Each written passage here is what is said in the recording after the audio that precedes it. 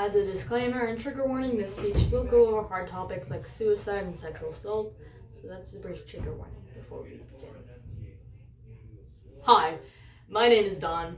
I was sexually assaulted and raped as a child, and I brought the bowl. Hi, I'm Julie. When I was 13, I dated this guy who was 24, and when we got caught together, he killed himself on my birthday, and I brought the Skittles.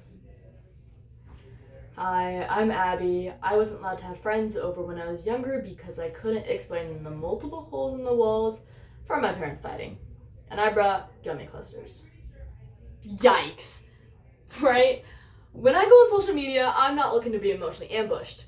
If anything, I'm trying to escape my own problems, not force-fed someone else's with a side of candy. But if you were online at all during the end of 2024, you know exactly what I'm talking about. The Truma candy salad trend was everywhere. And I mean everywhere. Even YouTube Shorts couldn't escape it. It was like Truma became the new aesthetic. This trend where people share their deepest, darkest experiences in casual, sugar-coated videos is more than just uncomfortable. It's harmful. It's a part of the growing culture of oversharing and trauma dumping that affects younger generations. So, we'll make our own candy bowl, but this time with intention. We'll start by grabbing the supplies needed to understand how dumping trauma publicly leads to feelings of low self-esteem and inadequacy. Then, we'll go around sharing how people's current coping skills like dark humor and suicide jokes actually makes the problems worse. And finally, we'll post the video.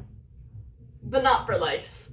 We'll post it as a message on how to remove yourselves from toxic cycles and build real sustainable ways to cope. Because healing isn't a trend, it's a choice. So, let's start by unpacking the first ingredient in our candy bowl of chaos, trauma dumping. Now, trauma dumping isn't just venting with an extra flair, it's more like emotional projectile vomiting. You see, venting is healthy. It's when you share your feelings with someone who's ready to listen, in the right time and place. Trauma dumping is the exact opposite.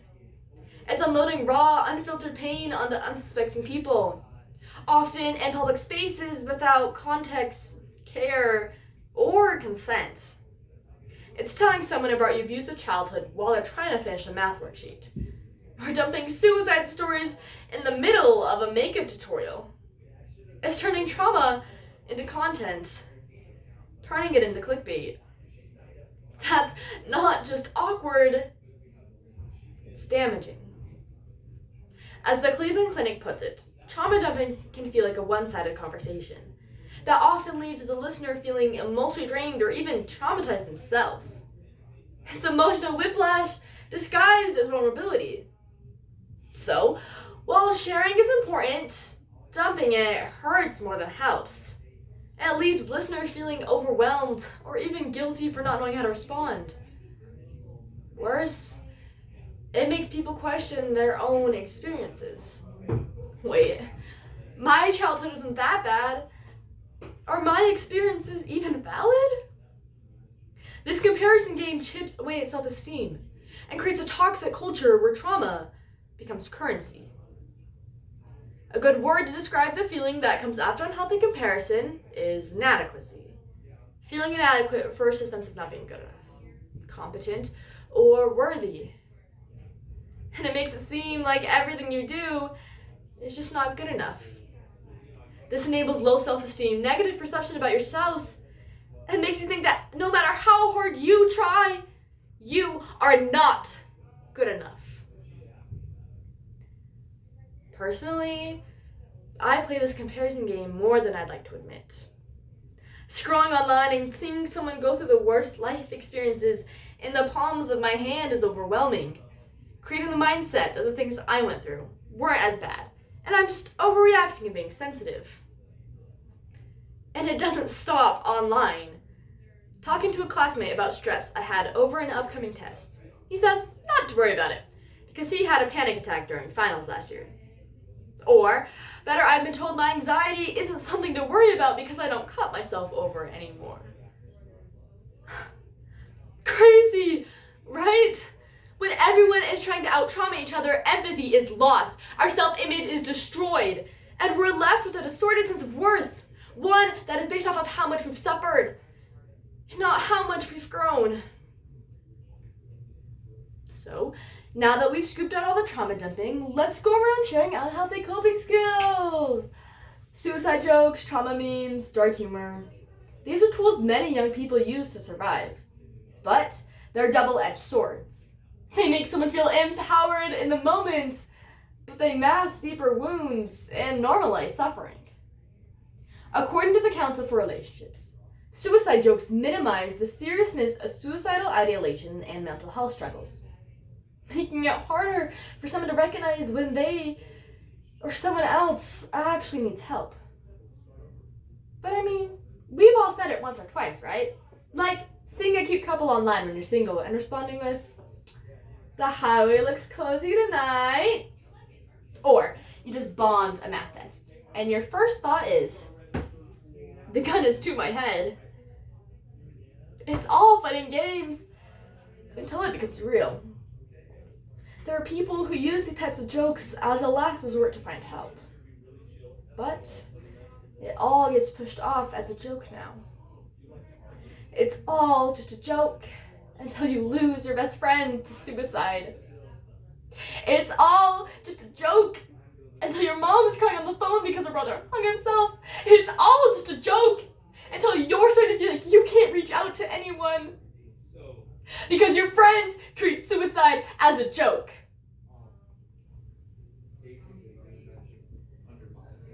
According to the World Health Organization, approximately 727,000 people commit suicide every year, and 1.5 million people attempt. That number is only growing. And that's someone you know, whether it's a friend, a family member, or a classmate. Suicide isn't a joke. So using it as one, or treating it for humor, is horrible. Of course, it's not the only unhealthy coping skill. Positive psychology highlights several unhealthy coping mechanisms: denial, avoidance, emotional suppression, self-harm, substance abuse. These might feel like quick fixes, but they deepen the problem. Instead of processing pain, people bury it under sarcasm and TikTok trends. And the result? A generation that is fluent in irony, but struggles with vulnerability. When coping becomes performative, healing gets postponed. When pain becomes punchline, healing becomes harder. And when everyone is laughing through the pain, it becomes harder to tell who's actually okay and who's silently drowning. So what can we do? Well, we'll post the video, but this time as a message of hope. A message that says you're allowed to hurt, you're allowed to heal, but you are not obligated to bleed in public for likes. Healing isn't about hiding behind jokes or trends. It's about building real sustainable ways to cope. And that starts with recognizing what's toxic and learning how to step away from it. If your social media feed feels like a never-ending therapy session with no therapist in sight, it's okay to log off. Setting these types of boundaries aren't just important for maintaining relationships, but for preserving your mental health as well. Washington University's HR department highlights that healing starts with self-awareness and intentional action. They emphasize strategies like practicing gratitude, engaging in physical activity, and seeking social connection as ways to build resilience and emotional strength. Now, these aren't just feel-good buzzwords. They're proven tools to help you process emotions instead of performing them. Healing doesn't have to be loud, public, and aesthetic. It can be quiet, messy, and private. What matters is that it's yours. So, whether it's therapy, talking to a trusted friend, or simply taking a walk without your phone, choose coping skills that nourish you, not numb you. Throughout this speech, we've unpacked the dangers of trauma dumping, exposed the harm behind people's current coping skills like dark humor and suicide jokes, and explored healthier ways to process pain and build resilience. So stop treating pain like a performance and start treating healing like a priority. Recognize that denial and avoidance aren't badges of honor. They're warning signs. Let's stop filming our breakdowns and start building each other up. Create a society where vulnerability is respected, not exploited. Because healing isn't a trend, it's a choice. And it starts with us. So, grab your bowl, grab your candy, but this time, let's fill it with compassion, not chaos.